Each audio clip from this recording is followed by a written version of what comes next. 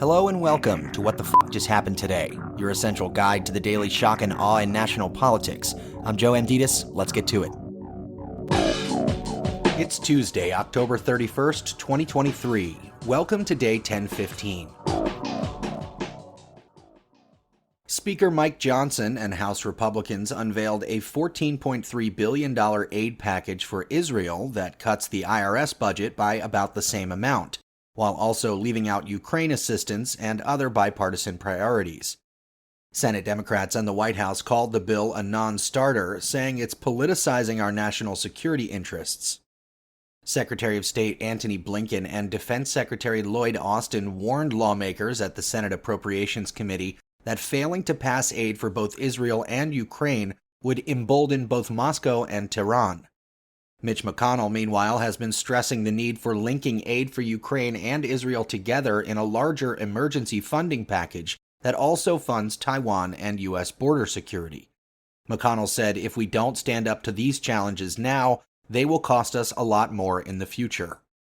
The Biden administration had asked for $105 billion in national security funding.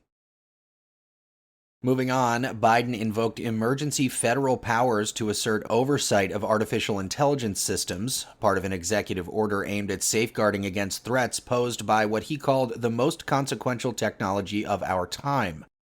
Using the Defense Production Act, the order legally requires AI products to be tested to assure they can't be used to produce biological or nuclear weapons, and it requires developers to share safety test results and other information with the government.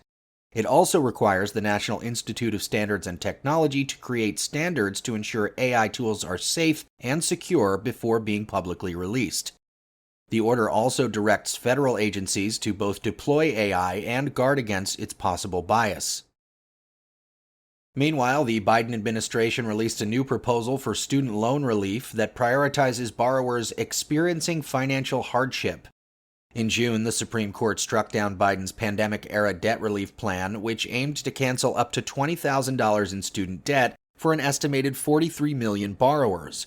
The new proposal would provide loan forgiveness for 4 categories of borrowers: those who have outstanding federal loan balances that exceed the original amount borrowed, those with loans that entered repayment 25 or more years ago, those with loans for career training programs that led to unreasonable debt loads or provided insufficient earnings, and those who attended school with unacceptably high student loan default rates.